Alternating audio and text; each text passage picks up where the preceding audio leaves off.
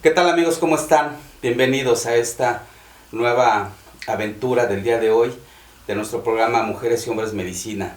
El día de hoy estamos muy felices y contentos de recibir a la maestra Remedios, una persona que se dedica a dar algunas medicinas. Nos va a comentar muchas cosas interesantes sobre ella. Y bueno, siguiendo con esta idea de poder transmitirles y compartir estas experiencias de vida, la formación que tienen los maestros, cómo iniciaron en esto, qué hacen y toda esta información tan interesante, seguimos transmitiendo todo esto para que ustedes puedan tener una referencia acerca del trabajo que hacemos las personas que nos dedicamos a toda esta parte de la sanación, la curación y las medicinas. Maestra, ¿cómo estás? Muy buenos días. Muy buenos días, maestro. Es un placer recibirte aquí en la Casa Medicina y en este programa. Muchas gracias, maestra. Me siento honrada también de compartir este espacio contigo. Muchas gracias. Maestra, ¿qué edad tienes? 62 años, maestra. ¿Felices? Felices, maestra. Eso. ¿Cómo iniciaste tu camino? Platícame desde niña, ¿cómo te fuiste dando cuenta que tú tenías facultades para dedicarte a hacer lo que haces? Bueno, maestro, mi abuela, curandera en el pueblo, mis raíces están en Hidalgo. Una parte es una ranchería que se llama El Ventorrillo, de Tulancingo, es así, y es colindando con la Sierra de Puebla. Okay. Mi abuela curandera, partera, ella recolectaba hierbas en el monte, hacía preparados de hierbas con lo que ahora conocemos como alcoholaturas, ¿no? Pero ella los hacía con alcohol de caña. Ya. Yo la vi hacer sanaciones, tenía, no en los temazcales que en la actualidad vemos, mi abuela tenía su pequeño temazcal donde atendía a sus parturientas. Ya. Me tocó ver una vez, bueno, no ver el parto como en sí, pero sí cuando llegó esta persona, mi abuela la atendió. Y después ver al bebé, nada más que, pues nos decían en ese entonces que era la cigüeña, ¿no? Pero ver... ¿Qué edad tenías? Tenía aproximadamente entre 6 y 7 años. Ok. Sí, ¿Y no te da miedo? Pues, ¿nervios? No, nos daba emoción porque todo lo que la abuela hacía en ese entonces era muy bonito. Bueno, para mí fue muy bonito. Mi abuela nos hablaba, era muy firme, eso sí, era muy firme, muy exigente en muchas cosas. Pero era esa abuela amorosa que te habla desde esa sabiduría. Que te guía, ¿no? Que te guía desde esa sabiduría. Porque no estábamos del todo con ella, sino íbamos en momentos como en vacaciones, antes que eran esos 2 meses de vacaciones, mi mamá nos dejaba un mes con ella. Iba y nos dejaba con ella y nos estábamos algunos no todos, pero a mí me gustaba estar mucho con ella. Éramos 4 hermanos más chicos que yo, porque tengo 3 hermanos más grandes que yo. Entonces, bueno, éramos los más chicos de mí hacia abajo. Y nos gustaba mucho estar con ella porque ella era, desde que te levantabas, tenía mucha enseñanza. A mí se me quedó mucho una maestra. Cuando íbamos rumbo al molino, porque no había luz ahí, entonces mi abuela cargaba la burra y le echaba el maíz, y íbamos en la madrugada antes de que saliera el sol. Cuando regresábamos del molino, los pájaros ya estaban piando, estaban empezando a cantar. Y decía mi abuela, hoy los pájaros. Dice, ellos ya le están agradeciendo a Dios el día de vida. ¿Tú ya te acordaste de darle gracias a Dios de que estás viva? Y eso siempre se me quedó y siempre es cuando yo me despierto, es lo que hago. Darle gracias a ese gran creador, a ese Dios, de que estoy aquí, de que estoy viva. Y así fueron en tiempo porque íbamos en junio, cuando es el tiempo de aguas, íbamos a hacer recolecciones a diferentes partes del monte. En esas partes del monte mi abuela sabía dónde se daba tal o determinada hierba que ella ocupaba. Pero siempre que antes de entrar al monte ella decía, pídanle permiso al montecito que vamos a caminar arriba de él. Y a su modo y a su enseñanza de ella, le pedíamos permiso al monte, porque íbamos a recolectar estas plantitas, estas hierbitas que ella ocupaba para sus enfermos.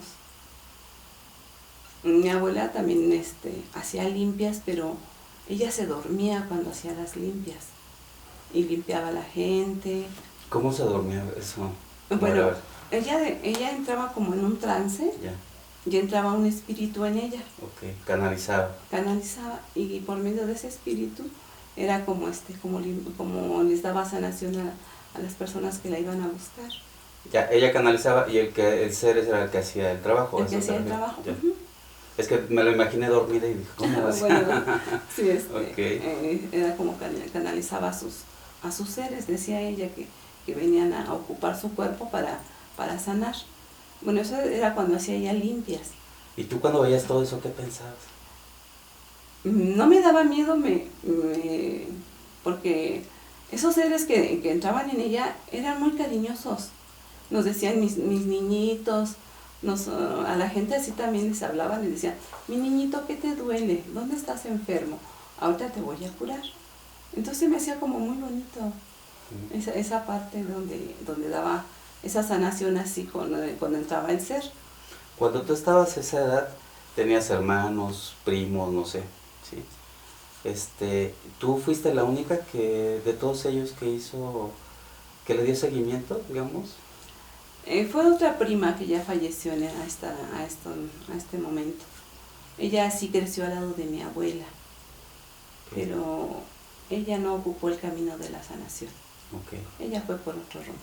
Yeah. Y sí, fue triste porque yo pienso que si Dios te dio un don de sanación, no debes de prostituirlo, no prostituirlo, sino de darle mal uso, ¿no? De darle mal uso y también aprender otras cosas que no son sanación. Porque si a ti bueno, mi abuela nos instruyó como sanadoras, y éramos muy pequeñas. Y luego que tú ocupes otra cosa para hacer maldad a la gente, yo pienso que por eso ella murió muy feo. Entonces, de ahí también eso me quedó a mí como no debes de ocupar las enseñanzas buenas para hacer otras cosas, ¿no? Y es que dicen los maestros que los ancianos, que de la curandería a la brujería es muy fácil ser brujo, porque todos los procesos que haces para hacerlo, y lo digo como, más bien, quiero aclarar, el brujo en el mal sentido, o sea, la persona que se dedica a hacer daños a otras personas por medio de estos procesos, porque el término brujo como tal no podemos decir que es malo, sino la práctica más bien del trabajo y las técnicas.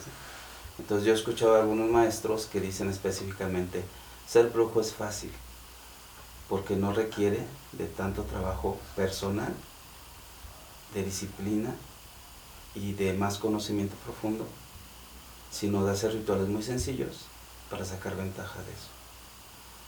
Entonces, ese es como el término que yo he recibido de esa parte, ¿no? Y la advertencia es, bueno, cada quien decide dónde quiere ir, eso nadie se interpone, pero la advertencia es algo como lo que acabas de decir, ¿no? El resultado de eso puede ser tener malas experiencias de vida, pagarlo de varias formas, ¿no? Sí, porque si ofrendamos para cuando hacemos el bien, ¿qué ofrendas se deben de dar para cuando haces mal, no? Yo pienso que a veces te pide, yo creo, la energía, pagos más grandes, ¿sí? Entonces, que a veces conllevan con tu propia vida. Okay. Sí. Bueno, así te das cuenta, ¿no? De este mundo, ¿no? Que tiene que ver con la energía, la curandería, por medio de tu abuela. Traes un linaje ya de alguien que lo hizo y que de alguna manera te ha de haber encaminado e iniciado en todo esto, ¿no? Sí, así es, maestro, pero también hay una parte desde niña yo sabía que tenía esta parte, porque era yo muy diferente a mis amigas, porque a veces si a alguien le dolía algo me decía, sóbame, y yo sobaba como mi abuela nos había enseñado a sobar, y se le quitaba. Pero también me tocaba, yo no veo como tal Hay quienes dicen que ven cosas. Yo no veo, pero sí oigo. ¿Percibes? Percibo y oigo. Me dicen a mí al oído, o estoy plenamente así, en esta parte como consciente de las cosas, ¿no? Entonces eso sí me pasó desde aproximadamente los 8 o 9 años, que yo oía, percibía, sentía cosas muy diferentes. Y ahí sí me empezó a dar miedo. Empieza uno a crecer, la escuela, y como que lo pasa uno por alto, ¿no? Pero me daba, no quería yo este don, no lo quería. Y así llego a los 22 años, 22, 23 años, llego al cristianismo, me hago cristiana. Y en una de esas ramas del cristianismo, la que es más, como más castrante, que más te prohíbe, que más te dice. Entonces, cuando entro ahí, pues veo que yo no puedo hacer nada de lo que yo seguía percibiendo.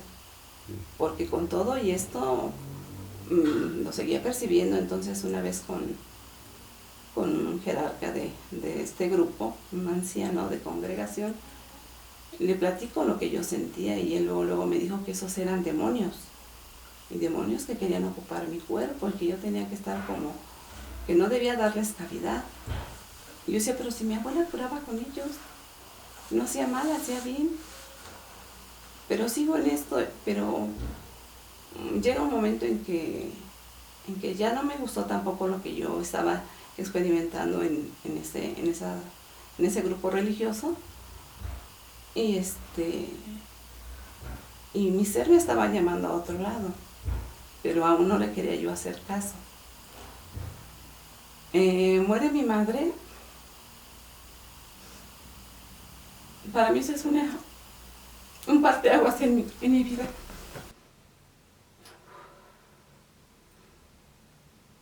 Cuando muere mi madre me siento muy desolada, muy desamparada,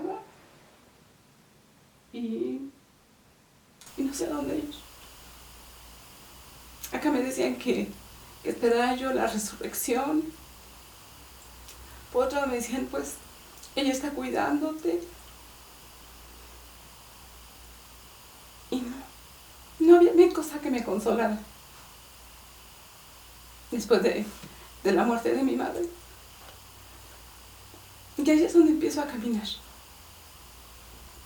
Tratando de sanar mi alma. Lo que yo le reclamaba aún a mi madre después de muerta.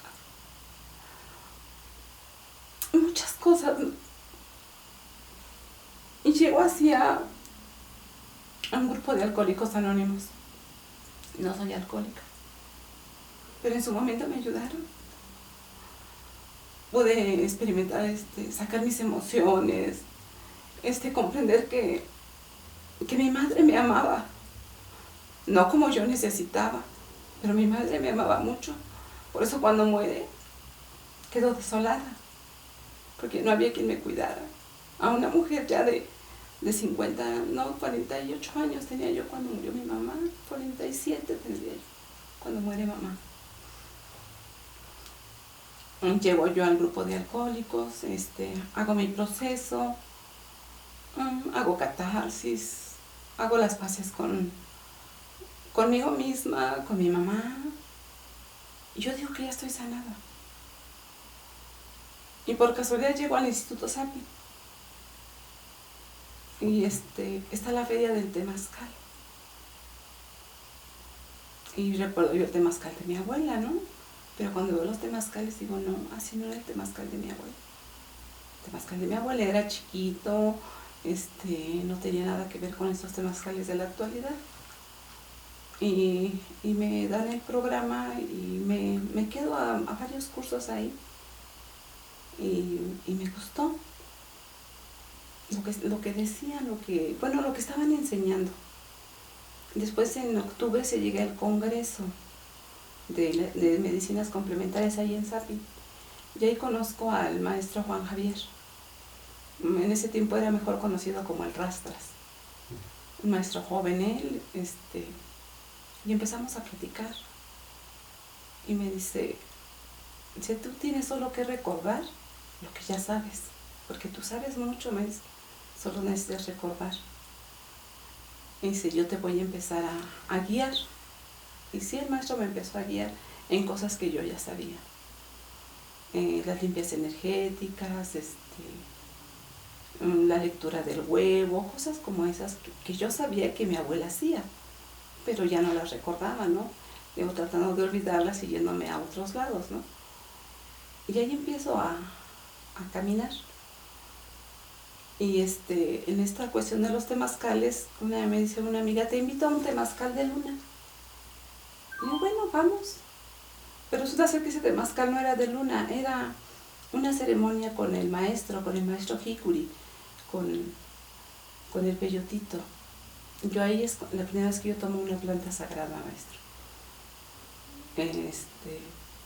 Estábamos un grupo de mujeres y dicen, hagamos un rezo para que el venadito nos deje ver por sus ojos.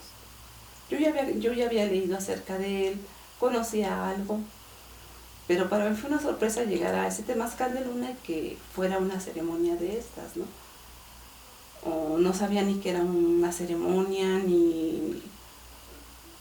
Al momento me dio entre susto, emoción, eran muchos sentimientos encontrados, aunque yo había hecho mi ayuno y todo lo que me pedían, pero yo iba pues a un temazcal de luna. Tomo el peyote y me encuentro con el venado. Pero al momento que yo lo veo, él voltea su rostro y dije, ay, no me va a dejar ver por sus ojos. Pero para mi sorpresa me dejó entrar por ese ojo. Y en esa visión que tuve con el maestro, solo me dejó ver muchos colores y mucha geometría. Vi mucha geometría y colores. Pero yo buscaba algo más, como que yo andaba buscando una respuesta a muchas cosas que yo tenía. Pasó esa ceremonia, le agradecí mucho.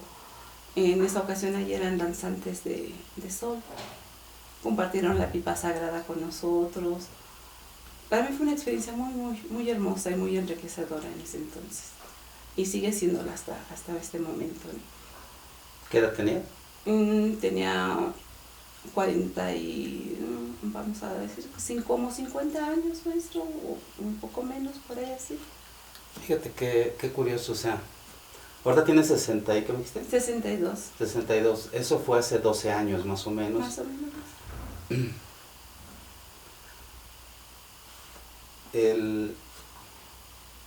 Quiero remarcar unos puntos muy importantes. Primero que nada, las personas pensamos muchas veces que la manifestación de un don tiene que ser muy evidente. Para mí en lo particular me he dado cuenta que sí hay personas que tienen esa don, lo que yo le llamo facultad, para desarrollar actividades y formas que tienen que ver con la energía, lo que nosotros le llamamos con la espiritualidad, ¿sí? Que es la forma más común en la que se conoce. Hay personas que creen que deben de tener el título, o no sé cómo decirlo, que tienes que tener el don así marcado, ¿no? Como si fuera un estigma, así de, tú tienes el don. Sin embargo, en mi creencia, todos tenemos la facultad. Pero también dijiste algo importante, tú no querías. Entonces, todos tenemos la facultad, pero no todos queremos y tampoco nos hacemos responsables de eso. Porque hay un momento en nuestra vida en donde eso se manifiesta. No igual para todos. Para algunos es más sutil, para otros es más fuerte. Es más fácil cuando alguien de la familia ya lo trae y lo transmite, o alguien de la misma familia lo adopta, ¿no? Y empieza a trabajarlo. ¿Cuántas personas en este momento que no nos pueden estar viendo, o que nos están viendo, o que no nos están viendo, tienen claro eso, pero no lo aceptan. ¿Cuántas personas lo tienen, pero no lo ven? La diferencia está en quien lo quiere o lo acepta, lo desarrolla, se instruye, se capacita y lo comparte. Para mí esto es una responsabilidad, como sea. Puede ser incluso que no tengas un indicio de decir mi abuela, mi abuelo o algún antepasado, pero que tú quieras que tu corazón esté al servicio, ¿no? Y entonces es ok, no lo tengo claro, pero me pongo a estudiar, a tomar un curso, a tomar una capacitación, me acerco con alguien que lo hace, y entonces empiezo a adquirir eso. Y después me doy cuenta que ya lo traía, ¿no? Como te digo tu maestro en su momento, solamente tienes que recordarlo. Pero además de que solamente tenemos que recordarlo, también tenemos que desarrollarlo. Y esa parte para mí es muy, muy importante, que una persona desarrolle esas habilidades. No solamente por su intuición, sino también con técnicas o formas que pueden enriquecer su práctica.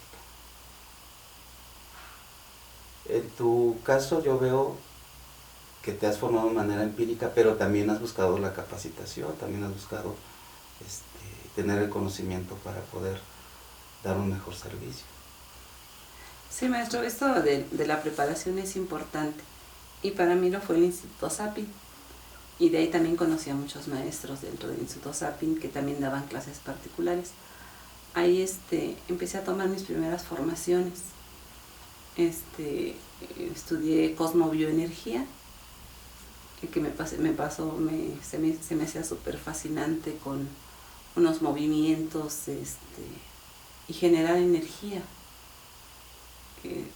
Para mí iba un chico que era contador y él nada más decía que porque no tenía nada que hacer el fin de semana. Y cuando la maestra nos enseñó a mover el fuego, el salón parecía un horno. Y luego todos empezamos a decir, hace mucho calor. Y decía, bueno, ahora vamos a mover el agua y la vamos a aventar a las paredes. Y la aventamos a las paredes y se refrescaba, y decía este chico, si no lo estuviera viendo, no lo creería. Y yo decía, sí, es que sí. Empezar a mover este tipo de energías, ¿no? Con la maestra Perla. Ella nos enseñó esta parte de la bioenergía y cómo generar energía con las manos. Es algo parecido como el Reiki, ¿no? Pero esta nos llamaba cosmobioenergía, y tomé esa formación con ella de cosmobioenergía. Luego estuve con el maestro Román Valdepeña.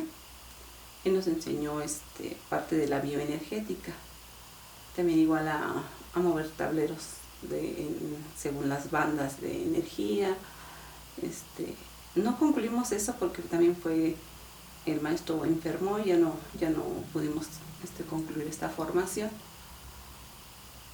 Pero lo que quiero decir también, dentro de estas formaciones también estuve en farmacia viviente, que en ese tiempo fue cursos gratuitos dentro del Instituto Sapin.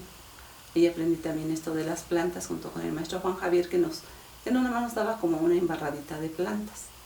Pero ahí tomé se puede decir que la primera parte de las plantas, lo que se llama, ¿no?, farmacia viviente, cómo hacer tu propio huerto con las plantas, cómo empezar a hacer tinturas, hacer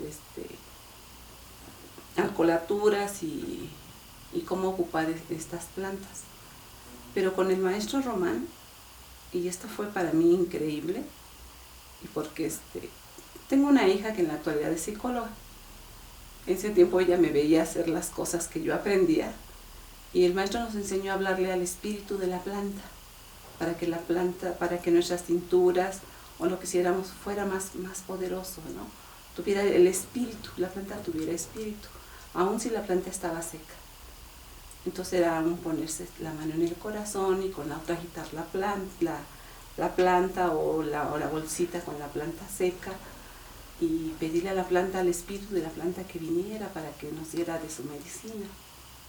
Entonces recuerdo a mi hija que un día me dice así, ay madre, dice, cada día estás más loca. Y le digo, ¿por qué, hija? Dice, mira, ahora estás hablando sola. Le digo, no, hija, le digo, mira, te voy a enseñar lo que me enseñó el maestro. Y le digo, huele. Dice, pues no huelo nada. Digo, bueno, ahora le enseñé, pon tu mano en el corazón y vamos a hablarle al espíritu de la planta. Que venga. Y vamos a quitarla. Y empezamos a quitar. Digo, ahora, después de un tiempo tú vas a sentir que hasta la bolsita pesa. Cuando ya tiene el espíritu. Y sí, digo, ¿ya pesa? Dice, sí. Digo, ahora huélela. Dice, mamá, huele como si la planta estuviera fresca. Le digo, sí, ya tiene su espíritu. Entonces ya vamos a hacer la tintura. Le digo, entonces queda la planta, queda esta tintura con el espíritu de la planta y le ayuda más al consultante que viene con nosotros para que esta planta le sea de mayor beneficio. Sí, pues son cositas como, se podrían decir que pequeñas, pero son grandes, porque entonces ya está uno ocupando su propia magia, en lo que uno aprende para que hacer esta sinergia con las plantas y las plantas a su vez puedan sanar a las personas. Y en ese transcurso de andar caminando, quería retomar de esta parte porque todo fue como en un año. El peyotito, el maestro, lo debe haber tomado como en marzo. Y para el mes de julio, una amiga me dice, oye, ¿no quieres ir conmigo a Huautla de Jiménez? Le digo, ¿ya que vamos allá? Me dice, vamos a ir a comer honguitos. Dice, honguitos sagrados, vamos a ir a comer niños santos. Le digo, vamos. Me dices, ¿cuánto y todo? Sí.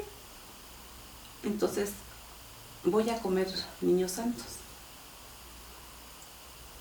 Para mí fue igual una experiencia. Ahí fue donde yo sané totalmente mi espíritu. Se camina hacia el rumbo del Cerro de la Adoración, donde caminó la abuelita María Sabina.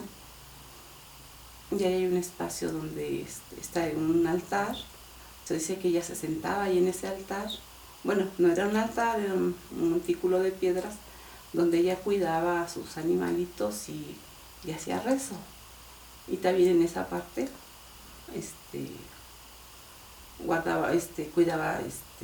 cuidaba a sus animales. Entonces, y recolectaba a los niños santos. Dicen que en ese entonces, cuando la abuela María Sabina, los honguitos, los niñitos santos brotaban por donde quiera. En la actualidad ya no, tienen que ir como a barrancas y a otros lados a recolectarlos. Entonces, cuando yo voy y tomo esta medicina, yo recuerdo que me dieron, allá le dicen tamalitos. Me dan un primer tamalito y me lo como y yo veo que los demás están pues ya en su trabajo. Perdón, ¿qué es los hongos dentro de una hoja de maíz, no? De plátano. De plátano, ok. Porque la ponen así y son pares, te los dan por pares. No vamos a pensar que hay tamales de hongos. Bueno, estaría bueno, ¿no? Hacer unos buenos tamales de honguitos.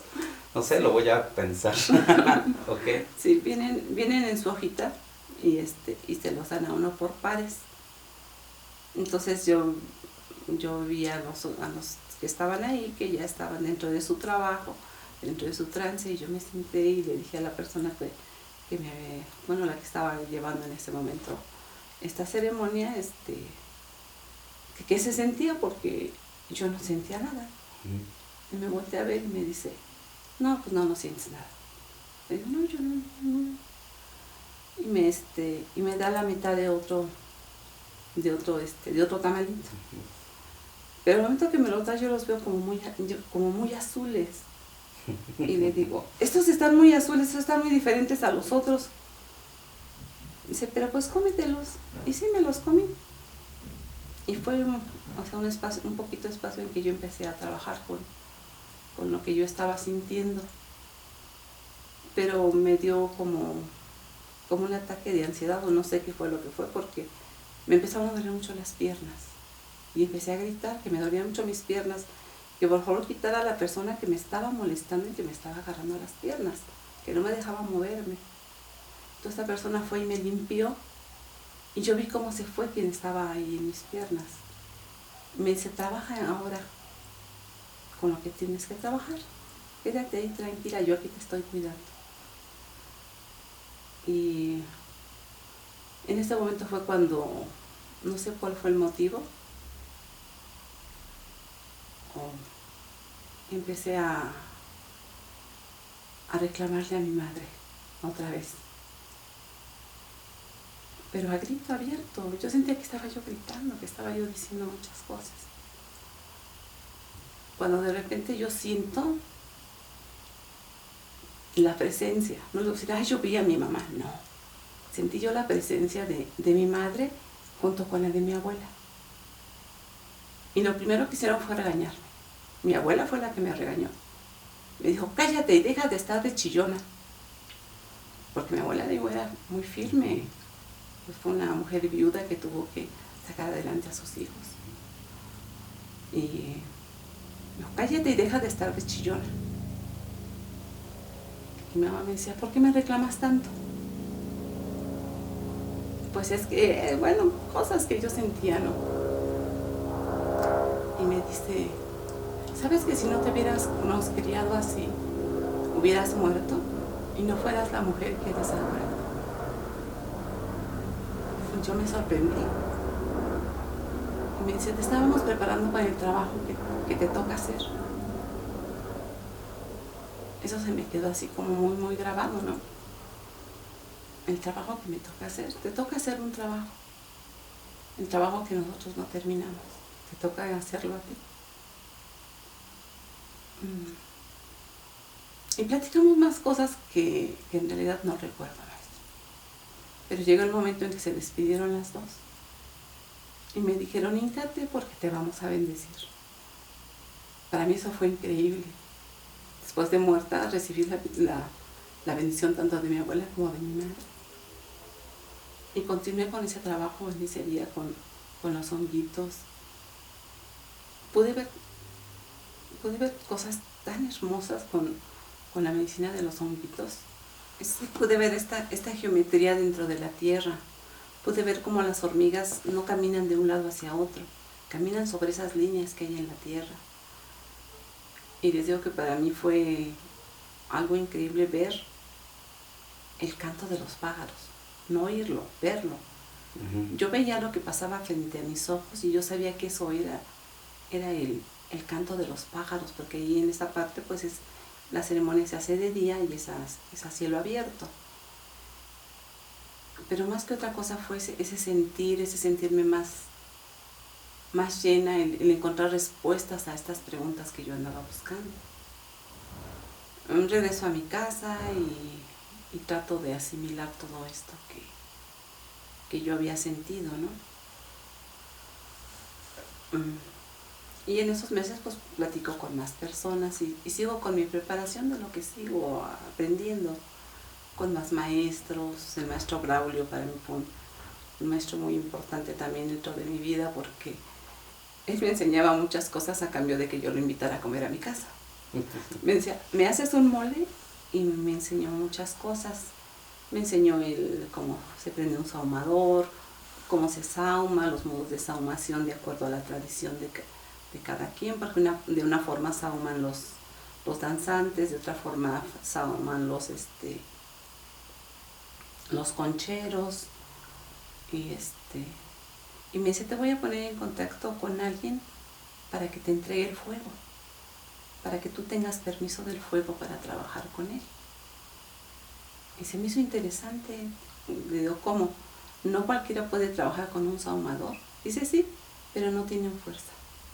Debe ser alguien que ya trabaje con el fuego, que te lo entregue. Y para coincidencia fue la mamá del maestro Juan Javier. Entonces Juan Javier me dice, ¿quieres que la nana te entregue el fuego? Le digo, pues es que el maestro Braulio me dijo que ella... Dice, sí, ella es mi mamá.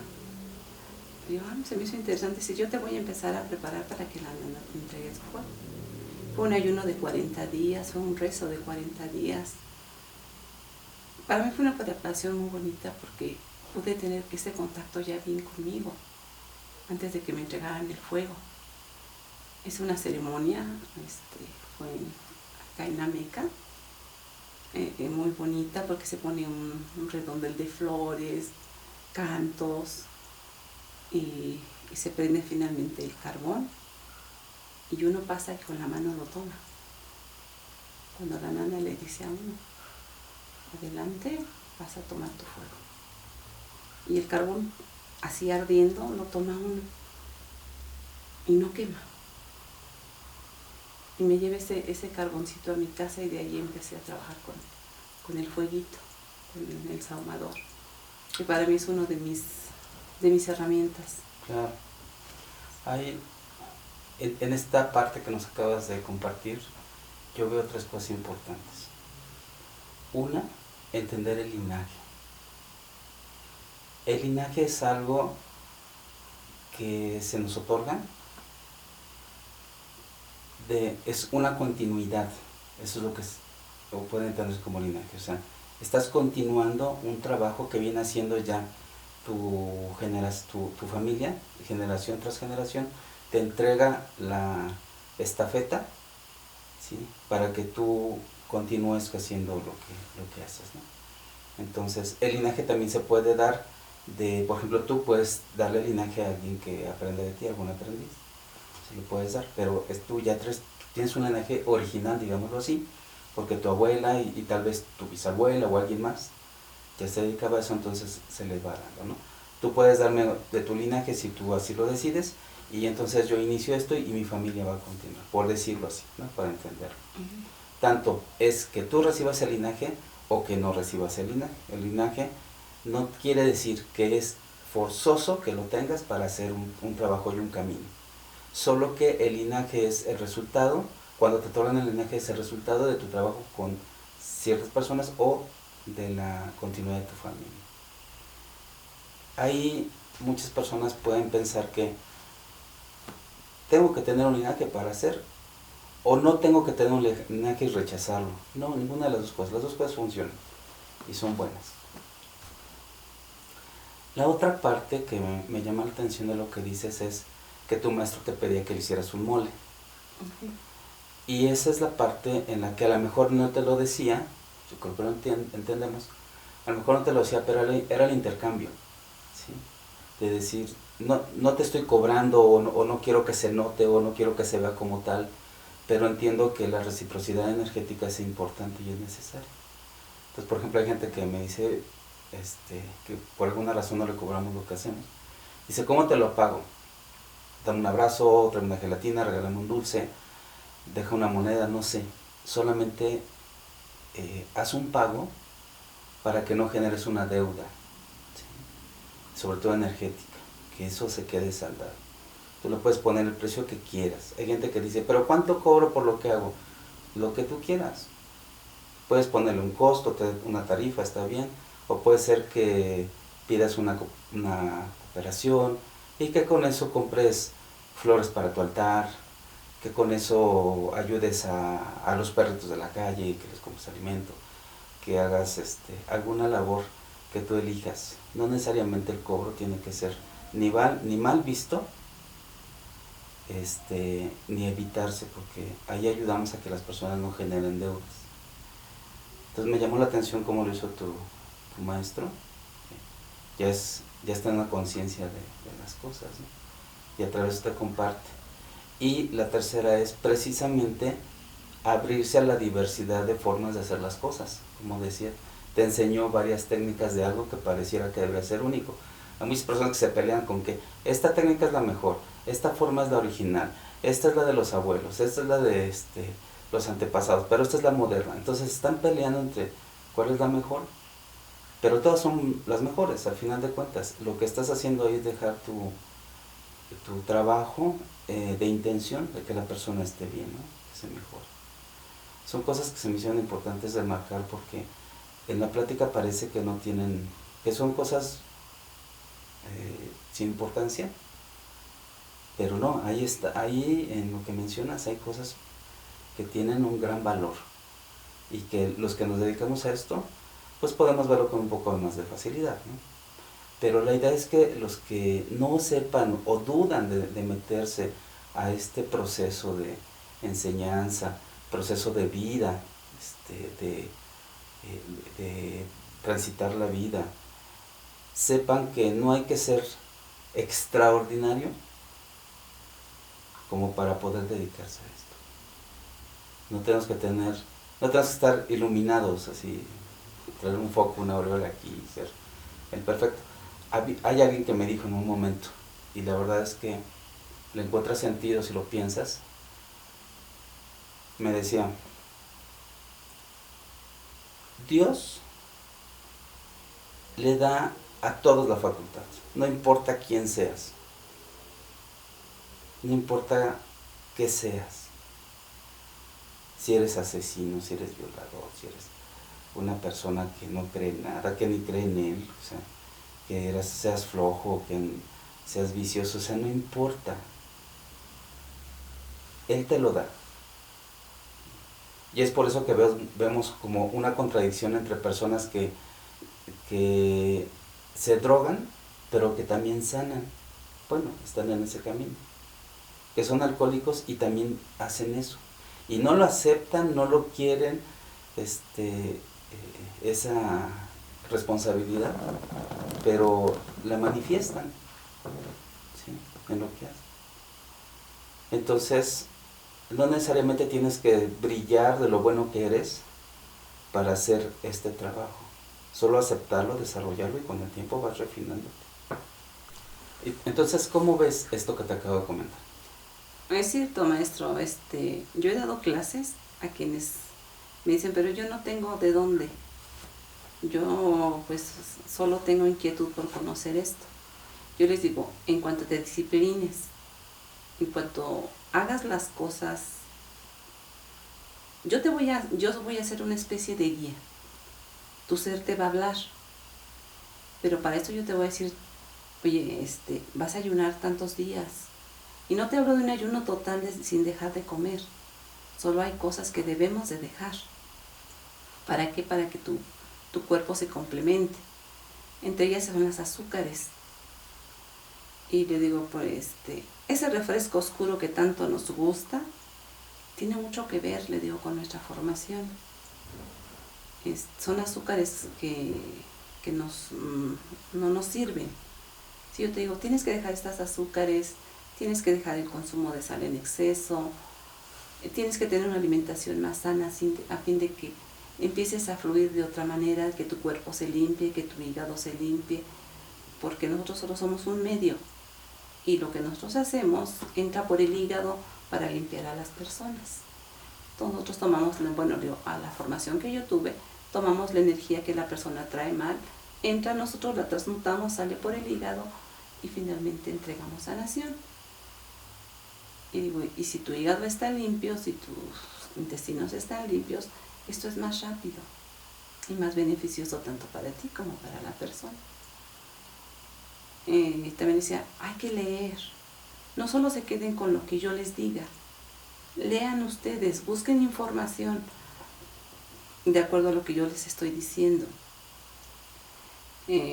Mediten, hagan un alto en su camino, hagan relaciones más limpias con su familia. De limpias, ¿qué entiendo yo por limpias? Que sean relaciones más sanas. ¿Con qué familia? Tu primera familia es la de tu casa, ¿sí? Esa es tu familia más importante, que es tu compañero de vida si lo tienes, tus hijos, y después de ahí vas hacia afuera, con tu familia de origen, tus hermanos, tu mamá, tu papá son bien importantes en este caminar. Tienes que estar sano con ellos, para que también tu medicina fluya. Debemos de tener esta parte de limpieza, para entonces sí poder empezar a entrar en un camino de la sanación. Así fue como algunos maestros me lo dijeron y como también a mí en sueños me lo mostraron. Debía de tener esta parte de limpieza en mi físico, en mi interno y en mi espiritual. Yo les decía, miren, yo no voy a evangelizar a nadie, Yo no quiero que tengan una religión, pero que sí creen en un Dios, en un poder superior. Pon el nombre que tú quieras. Pero este Dios de amor nos cuida y nos ha puesto en este camino, si es que tú quieres seguir en él, porque también es un camino de compromiso. No hoy lo tengo y mañana ya no lo quiero. No es una moda tampoco, si es que tú has decidido tomarlo, porque a veces lo hacen como por moda o con otras intenciones, ¿no? Yo digo, debes ser consciente. Entonces, pues, digo yo, lean este libro, dentro de esas clases que doy, ocupamos mucho este camino, este libro de los 4 acuerdos, porque ahí dice que no debo de tener tanta importancia, ¿no? Y me gusta mucho este libro, dárselos así como enseñanza, que también les digo, no solo sanamos con hierbas, no solo sanamos con nuestras manos, con la energía, también sanamos con nuestra palabra. Nuestra palabra es muy importante. Hay personas que llegan con nosotros muy quebradas de su espíritu. Les han dicho muchas cosas de las cuales no son. Y a veces cuando oyen esto de otra persona, sanan. Un abrazo. Pues, las personas luego no son tocadas o no les gusta ser tocadas o traen traumas desde niños y no les gusta que los toquen. Y a veces cuando tú le dices, ¿te puedo abrazar? Primero hay que pedir permiso. ¿Te puedo abrazar? Ese abrazo en ese momento lo juntas. Cuando esta persona se siente abrazada, se siente protegida por alguien más. Esa también es medicina. Entonces, si tú estás dispuesto o dispuesta a entrar en este camino, primero tienes que empezar por ti, para poder después ir a los demás. Así es como yo he iniciado este camino. Primero es el amor a mí y después el amor hacia los demás. Sí, y es que no podemos compartir algo si tú no lo tienes. O sea, si tú no tienes un pan, ¿cómo compartes pan? Pues primero tienes que tener tu pan. Y es mejor que tú ya hayas comidote tu pan, porque generas más pan. Entonces es el que compartes. Este camino es de una responsabilidad personal increíble. O sea, aquí la gran mayoría de las personas que nos dedicamos a esto somos personas que hemos tenido que superar hábitos, comportamientos, que hemos tenido que encontrar una forma de sobrevivir, de vivir ante la vida. No es algo que no tenemos la vida perfecta, sino al contrario, hemos pasado por infiernos. Infiernos me refiero a situaciones que son difíciles de superar, pero que de alguna manera encontramos una manera de superarlo. No somos personas perfectas, no somos personas muchas veces de ejemplo de nuestra vida. Tal vez somos ejemplo de cómo salimos de esa situación. Es un ejemplo de cómo se puede salir de ahí. Muchas personas incluso pueden pensar que nosotros somos egocéntricos y no digo que no lo seamos, todos como personas podemos serlo, pero en el sentido de lo que hacemos que nos vuelva egocéntricos. Muchos empezamos con miedo, con muchas dudas, con incertidumbre, negándonos a hacer todo esto, porque requiere una responsabilidad y poco a poco vamos viendo cómo requiere una responsabilidad hacer todo esto, ¿no? Compartirlo, ser ejemplo para los demás, y uno no quiere ser eso. Cuando yo empecé en eso, yo no quería ser ejemplo de nada, porque es bien difícil que te tomen de referencia para algo. Además, la gente tendemos a idealizar a las personas. Entonces, le damos una carga a alguien para decir, él se dedica a la sanación, tiene que ser buena persona, tiene que ser humilde, tiene que estar santificado, tiene que tener ciertas características del buen comportamiento de una persona, y apenas si te tomas una cerveza o te vas de baile o consumes una droga y ya te sacan de ahí y te ven como alguien que no cumple con esas características. Nosotros somos personas comunes que estamos batallando todo el tiempo con eso. Y todavía peor porque nuestros demonios, todas esas pasiones, malos hábitos, malos pensamientos, acciones, todo todavía permanecen. La diferencia es que nosotros hemos encontrado una manera de manejarlo y contenerlo. Porque al final somos personas contenidas. No somos un producto terminado. Somos solamente personas contenidas. Maestra, tú actualmente eres servidora de los niños santos, de los honguitos. Y ya nos comentabas un poco de todo este proceso que viviste tu primera vez. Pero a ti, ¿qué te lleva a darlos y a convertirte en esa servidora con los hongos? Pues sí, maestro, eso de comenzar a dar los honguitos. Después de mi toma, pues uno llega y platica su experiencia con las personas que conoce uno, y como pues en ese entonces estaba yo en el zapping, concurría a algunos temazcales, a las personas que uno conoce.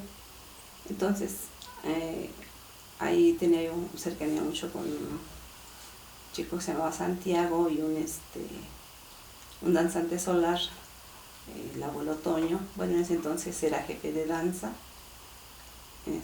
Entonces platico mi experiencia. Y me dice, ¿y si vamos? Le digo, pero yo no sé quién haga ceremonia. Entonces Santiago me dice, ¿y si vamos antes y preguntamos? Y sí, nos fuimos antes, y al lugar donde llegamos esta ocasión que me invitaron. Ahí es la casa de la abuelita Sofi, que es la curandera, y de su hermana, la abuelita Agustina. Son más hermanas, pero ellas son las que se dedican a la curandería y a dar ceremonia de hongos. Entonces ya llegamos y platicamos con ellas, que queríamos ir a comer honguitos y que, pues que si nos podían hacer la ceremonia y esto, y ellas dijeron que sí, la abuelita Agustina. Y entonces organizamos, en este tiempo era una camioneta que tenía Santiago de 13 personas, pero no la llenamos, solo llevábamos 10 personas. Okay. Y nos fuimos y la abuelita nos hacía la ceremonia y comíamos honguitos ahí con ella. Después de este viaje, pues en ese mismo año hicimos como 3 viajes, llevando a personas con la abuelita. Y pues yo comía honguitos, tenía dicen ellas tu viajecito, porque ellas le dicen un viajecito, tienes bonito viaje, te dicen cuando tomas la medicina las abuelitas. Y pues tuve mucha sanación ahí en esa parte conmigo misma, cosas que trabajaba yo, que traía yo. Allí hice mucha introspección. Okay. Es un cuartito que tenían las abuelas dispuestos para eso. Un cuartito de lámina, porque es gente de condición pues humilde, no tienen mucha economía. Era un cuartito de lámina. Y ahora yo lo veo y digo, ay, qué cosas tan terribles pasamos ahí. Pero pues yo llevaba a la gente y pues yo no me comprometía en nada, ¿no? O sea, la abuelita hacía la ceremonia, solo nosotros nos ocupábamos de llevar a la gente, ¿no? Entonces un día en uno de esos viajes,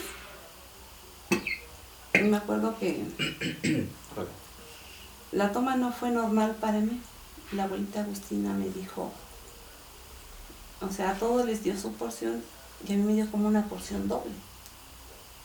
Me dice, esto es para ti. Y pero debo aclarar que estas tomas las hacíamos en la tarde-noche. Okay. No las hacíamos en el día como la primera ceremonia que yo tuve. Entonces me da esta porción que yo la vi muy grande y le dije que sí todos, y ella me dijo que sí, que todos eran para mí. Y ya los comí y empecé con mi proceso. Pero esa ocasión fue un proceso así como si yo estuviera en otra dimensión. ¿Sí? Y entonces empecé como a viajar, a caminar, hasta que llegué a como una pequeña cabaña en el bosque. Y en esa cabaña estaba la abuela Sabina. Yo cuando la vi me dio mucho gusto verla. Y me dijo, pásate. y me paso a donde ella estaba. Y me dice que me siente a sus pies, y me siento a sus pies. Pero esa abuela, la abuela Sabina, no es como esa abuela que vemos en los retratos en la actualidad, ¿no? Era una abuela joven, pero era la abuela Sabina. Entonces platicamos mucho. ¿Qué platicamos? No lo sé. ¿Para qué lo voy a decir? Ay, sí, yo me acuerdo. No. Solo sí me acuerdo que yo estaba a sus pies y platicamos mucho. Y yo me sentía con una paz increíble ahí. Una paz increíble para mí, sorprendente, no experimentada antes. Fue algo extraordinario para mí en esa ocasión. Entonces igual me dice, ya vete porque tienes trabajo. Y yo le digo, no, yo me quiero quedar contigo. Y empiezo a llorar porque me corre. Y yo me quiero quedar con ella. Y ella me dice, no, sí vas a estar conmigo, pero no ahorita. Vete, hay trabajo para ti. Y yo empiezo a llorar, y a llorar, y a llorar, y a llorar. Y cuando yo medio tomo conciencia de esto, la abuelita Agustina me tiene sentada en una silla, me está limpiando y me dice, porque ellas hablan mazateco, y me dice, aquí hija, ya no te vayas, aquí. Y yo seguía llorando, porque me dio esa tristeza de que yo sentía que me había corrido, ¿no? Pero en sí lo que me estaba mandando era trabajar. Y pues ya, después de eso, pues les digo, después de caminar lo profundo, a mí me da fiesta. Después ya de haber regresado, pues me empiezo a ver muchas cosas, me da por cantar. Y me puse muy feliz después de haber estado con la abuelita Sabina. Le digo, eso eso era el sábado por la tarde-noche. Al otro día temprano, pues hace uno las compras que tenía que hacer uno, porque por hora sale uno de allá de Huautla, rumbo a México, entre la 1 y 2 de la tarde. Pero para esto pasa uno con la abuelita a dejarle su ofrenda económica por habernos cuidado en la ceremonia, te hace una pequeña limpia, te da algo que le dicen ellos amuleto, que es cacao con una hierbita cacao con tabaco silvestre, en un envoltorio que ellos le dicen amuleto, para que te cuide. Y te da su bendición, cosas que ellas hacen las abuelitas. Entonces, como yo tenía que pagar el hospedaje, la alimentación y todos de las personas que lleva uno, pues procuraba ser la primera con la abuelita, para que me quedara libre y pudiera yo hacer todo lo demás. Entonces voy con la abuelita y me corre. Me dice, no, tú no. Y me salgo. Después vuelvo a regresar y me dice, no, que tú no. Y le digo el que está de traductor o son sus hijos o son sus nietos. Y le digo, ¿por qué no me quiere recibir la abuelita Agustina? Entonces ya platica con ella y dice, no, que vengas hasta el último, ya que no haya nadie. Bueno, termino de hacer todo, empaco mis cosas, las subimos a la camioneta y regreso con la abuelita y me sienta y me dice, tú mamá Sabina. Le digo, no, yo me llamo Remedios. Me dice, no, ya habla en mazateco. Y su hijo me traduce.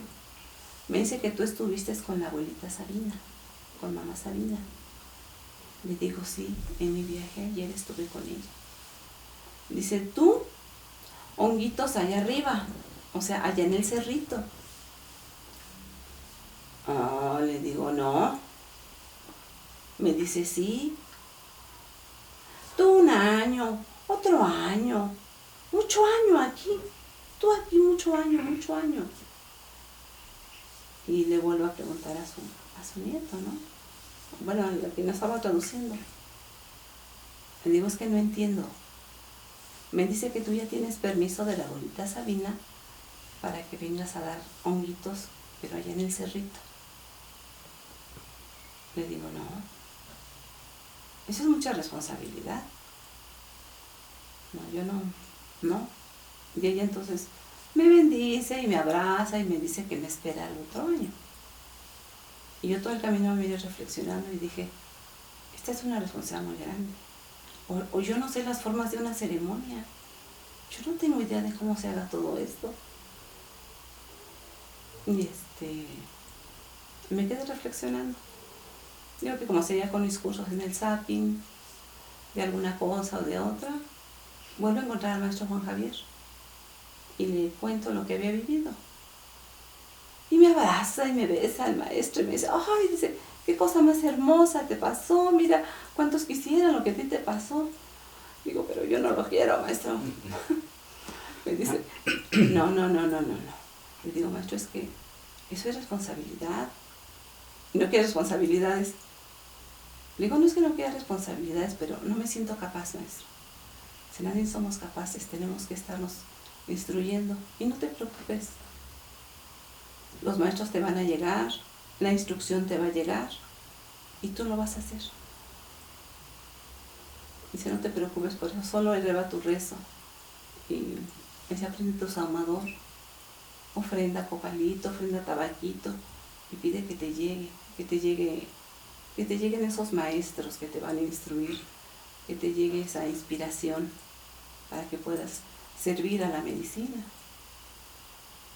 Por ahí también conozco al maestro José Luis Barajas Montiel, es un abuelo también de tradición, que él me dice que yo soy anaranjada. Digo, ¿por qué soy anaranjada, maestro? Dice, ¿por qué no te sientes ni en el camino rojo ni en el camino amarillo? Dice, pero tomas lo que te sirve de los dos. Digo, ay, maestro, es que no es que no quiera, pero me gusta ser libre. No me gusta que nadie, por el hecho de que yo esté en su temazcal o que vaya a acompañarnos a alguna danza, se sienta en mis sueños. Digo, me gusta ser así libre, tomar mis propias decisiones, equivocarme y todo. Entonces él me dice, ¿sabes qué? Me llegó un nombramiento para ti. Yo, ¿cómo un nombramiento? Dice, tú ya eres nana. Necesito hacer una pequeña ceremonia para entregarte este nombramiento de nana. Le digo, yo no me creo merecedora de algo así, maestro. Me dice, no es que seas merecedora, es que así es. Me hace esta pequeña ceremonia y me da este nombramiento de nana. Y a mí yo solo me reía, dice, ¿por qué te da risa? Le digo, no es que me dé risa, es que no entiendo. Se lo vas a ir entendiendo en su momento. Digo, bueno, ¿cuál es la diferencia entre una nana y una abuela? Sé que a los 52 años uno ya es abuela. Dice, la diferencia entre una nana y una abuela es quien cuida y dirige. Y tú cuidas y diriges. Dice, y ahora con esto que tienes de los hongos, lo que dices que viviste en esta última experiencia, este nombramiento te va a servir. La sabiduría ya la tienes. Y dice, ¿cuál sabiduría? Y entonces él me empieza a decir cómo es que se abre una ceremonia, cómo se piden los permisos a los 4 rumbos, cómo se ofrenda a cada rumbo, lo que se le ofrenda. Pero esto lo tienes que hacer en dualidad. Y digo, pero yo no tengo dualidad, mi compañero respeta mi trabajo, pero no camina conmigo. Se te van a llegar. Y sí me llegaron en su momento quienes me ayudaban a abrir los rumbos, a mover a entregar las ofrendas que se le entrega a cada rumbo. Y así empecé a caminar con los soñitos, a llevar a las personas a Yahuautla, a dejar ofrenda de velas en el altar, porque la abuela sí me dijo, primero hay que dejar ofrenda en el altar, ofrenda de velas, ofrenda de cacao, y luego ya vas al lugar que es para que hagas tu ceremonia. Como hay que limpiar a los niñitos santos antes de entregárselos a las personas, como hay que limpiarlos con tabaquito, cómo se les entregan a cada persona. Y en un sueño a mí se me dijo cómo entregarlos. Me decía, lo que vas a entregar es la carne de Dios. Entonces así los entregas como la carne de Dios. porque ellos van a comer a Dios, que va a estar adentro de ellos, y Dios los va a instruir. Como una misa. Uh-huh. Y luego me dice, pero esto también lo vas a comer, porque ellas los daban con miel. Dice, ¿sí sabes que la miel es la alegría de Dios? No, pues las abejitas andan en las flores, y finalmente Dios da esa alegría. Entonces así lo vas a entregar. Les entregas la carne de Dios junto con la alegría de Dios para que Dios esté en ellos y puedan entender lo que es la vida, puedan entender qué es lo que ellos tienen. Y así lo empecé a hacer, maestra. Sí, seguía yo asistiendo a las ceremonias de Hikuri, pero ya no comía yo el Hikuri, pero me gustaba ofrendar, estar en el canto, platicar al final con el maracame. Entonces platico con el maracame. Para esto el maracame con que yo asistía a la ceremonia también da nombre, con el que te conoce el fuego. Y me dio mi nombre con el que me conoce el fuego, el abuelo fuego.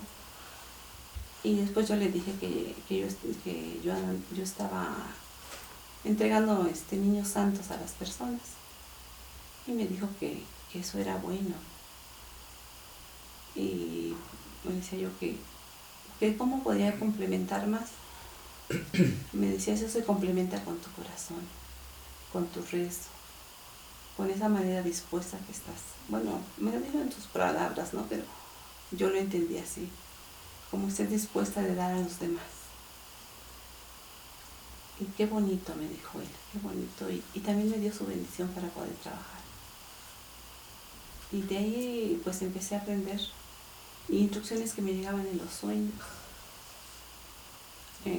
Cómo después de esto platicar con las personas, antes de ir a una ceremonia, platicar con ellos.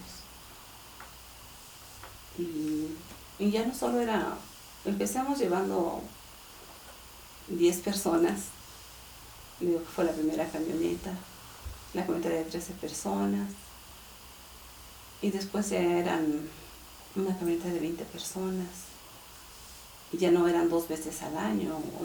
Ahora en la actualidad empiezo desde mediados de julio y termino hasta la primera semana de septiembre, semana tras semana, semana tras semana, llevando gente que también ha encontrado su camino y que por medio de los niños santos lo han encontrado. Y pues me enseñé también a contener la energía, porque yo en un principio sentía como ese oleaje, pero no sabía qué hacer con todo ese oleaje de la energía, qué es lo que está pasando, ¿no? Y en un sueño me dijeron cómo bajar la cúpula con la que se enreda a las personas para que no pase nada, cómo hacer un círculo alrededor de ellas para que no entre ni salga nada. Todos esos detalles importantes que son parte de dar una medicina y que hacen la diferencia entre alguien que está caminando. Hay otras cosas que me llaman la atención y que también quiero recalcar. La gran mayoría de los maestros que yo conozco, o personas que se dedican a dar medicinas de todos los sentidos, la gran mayoría no lo querían. Incluso yo puedo decir que en lo personal tampoco yo no lo pedí ni lo quería. Yo me he dedicado a otras cosas totalmente distintas. Les llega la medicina o nos llega la medicina. Y es una instrucción. Ya no es así de que si quieres, si puedes, si se te antoja, es sí o sí.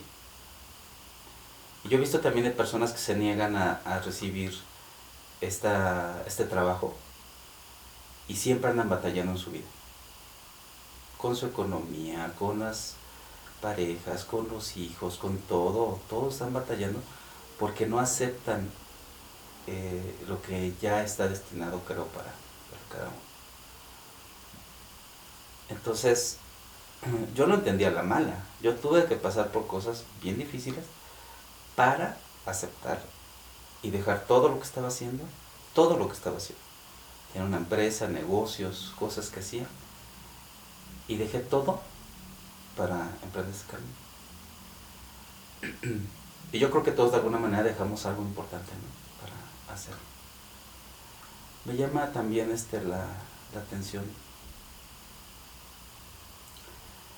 cómo en este proceso en donde vamos